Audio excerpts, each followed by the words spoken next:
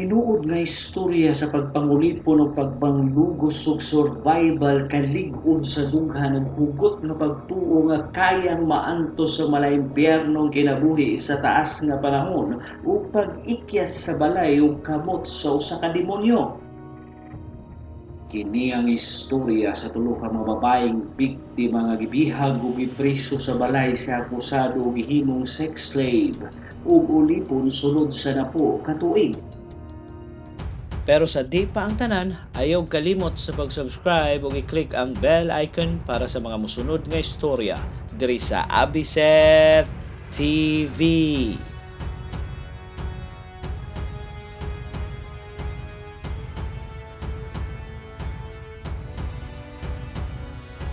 Niadtong May 6, 2013, tulo ka babaye ang naluwas sa mga pulis sa Cleveland, Ohio sa ilahang pagkabilanggo sa usa ka balay sa lugar. Ang tulo ka mga babae kay sila Amanda Berry, Gina De Jesus ug Michelle Knight. Silang tulo kay napulo ka tuig nga reported ng missing sa Amerika. Ituuhan sa kadaghanan nga ang tulo patay na pero gipriso na di ay silang tulo sa usa ka balay.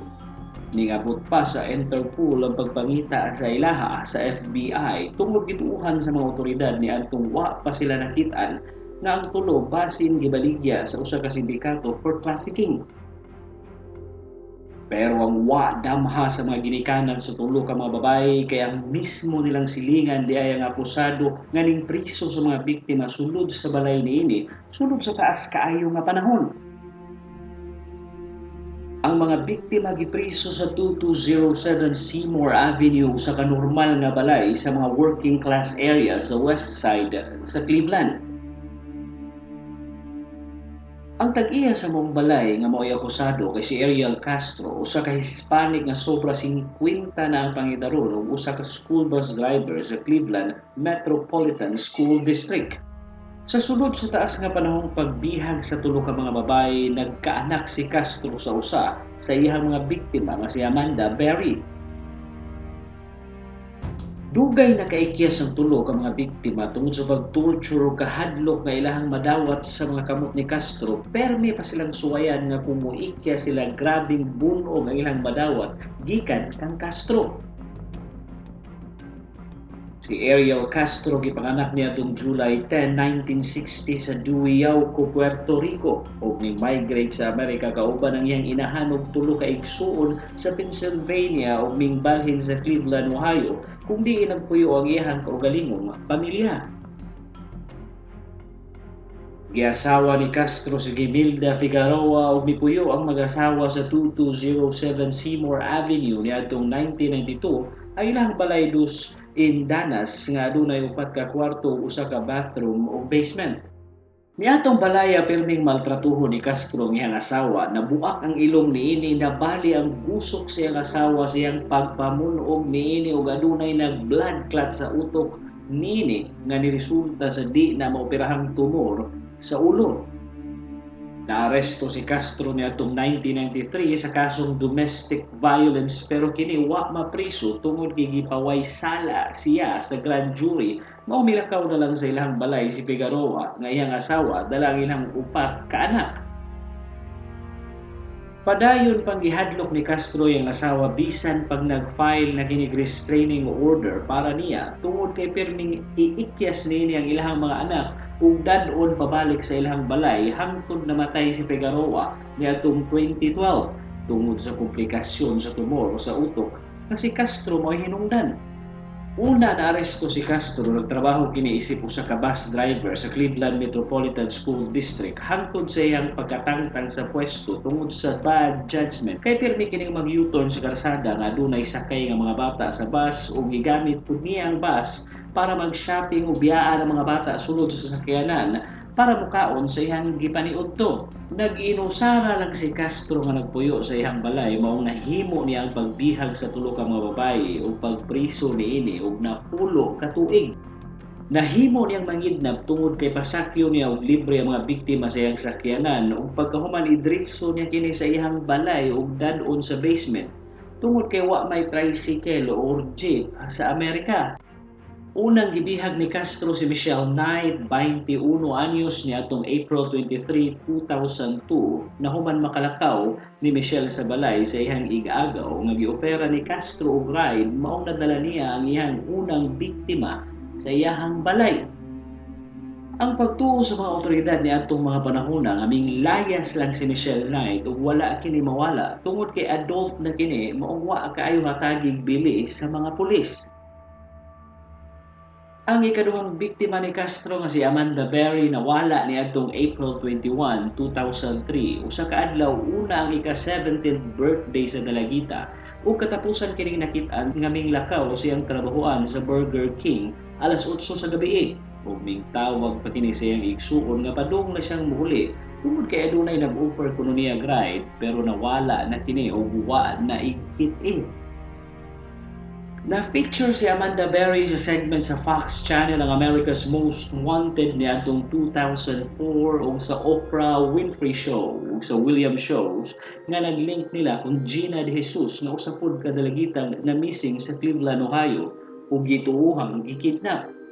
Og niadto nga show sa TV giingon sa usa ka self-proclaimed psychic nga si Sylvia Brown nga patay na kuno si Amanda nadumos kuno kini sa tubig maong naguulog maayo ang pamilya ni Amanda og ipanghatag na lang nila ang mga gamit niini og ipangtangtang mga poster niini nga missing person sa ilahang lugar.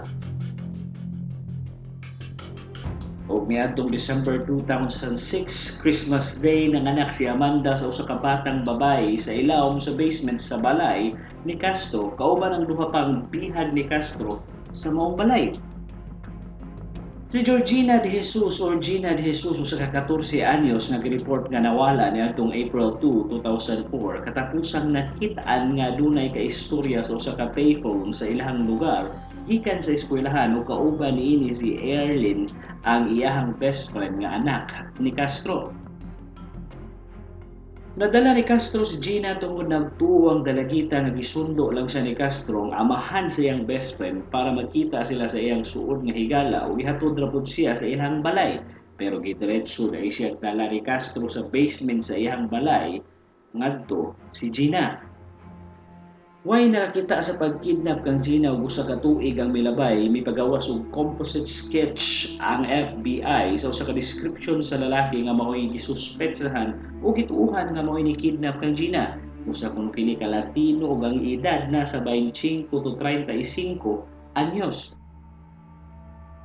Gipagawas pud kini sa America's Most Wanted nga na-link pud nila sa pagkawala ni Amanda Berry ug permi kining ipagawas regularly sa media para makita ang mga dalagita ug naghatag pag-reward ang mga pulis sa lugar nga $25,000 sa kung si kinsa man na makahatag og impormasyon sa mga nawalang babae.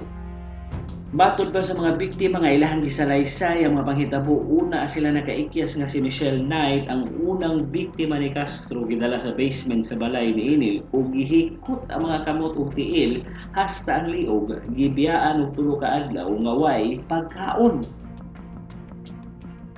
Matod pa sa mga diaries sa mga biktima ug sa ilang mga gipanulti nga sila kuno'y pirming bunugon ug hadlokon nga patio ug ginahinay, gipagamit ra pud kuno sila plastic toilet ni Castro para adto didto mangihi o malibang ug kausara pa kanon sa usa ka adlaw. Matod pa ni Michelle na 5 ka beses kuno siyang nabuntis sa sulod sa balay ni Castro permi siyang makuhaan tungod sa pampamunog ni Castro diha niya para matangtang ang gisabak niyang bata. Matod pa niya nga sa pamunog niini wa siya kabarog ug usa ka semana ug wa pud siya pakana. Mao po si Gina nga perming luguson ni Castro pabalhin-balhin lang kuno kini kung si kinsa nilang tulo ang luguson kada adlaw sa ilang taas na panahong pagkabilanggo sulod sa balay ni Castro.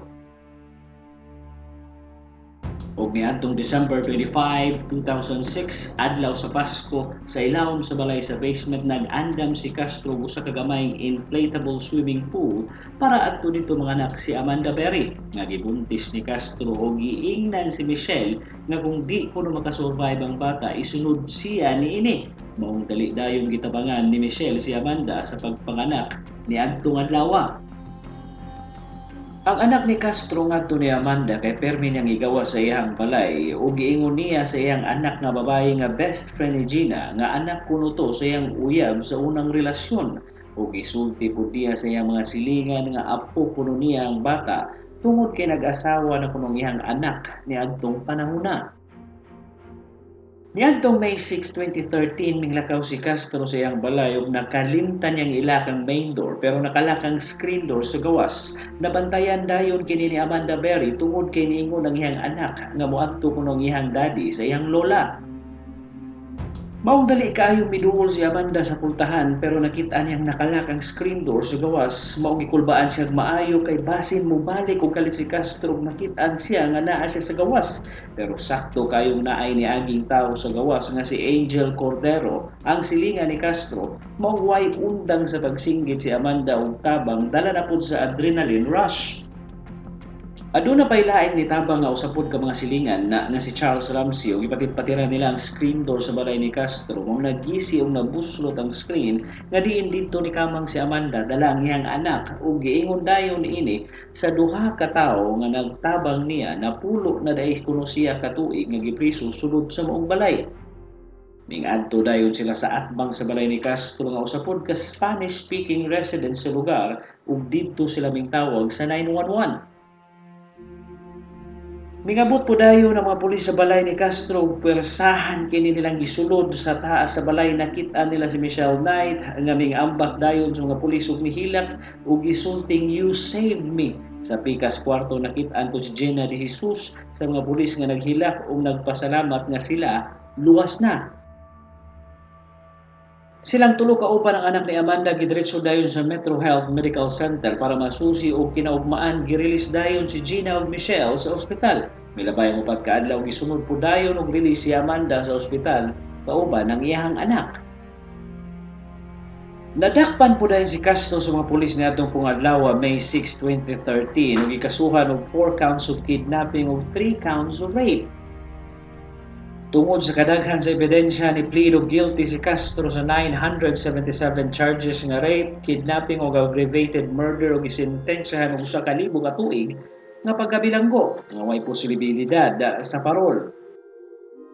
Pero niadtong September 3, 2013 nakit-an na lang sa mga pulis ang lawas ni Castro sulod sa iyang selda nga patay na tungod kay naghikot siya pisi sa liog ug naghikog usa ka buwan mahuman siya sentensyahan. Dili na lang kutob ug ayaw kalimot sa pag-subscribe diri sa Abiset TV para sa mga masunod nga videos. Daghang salamat sa pagtanaw.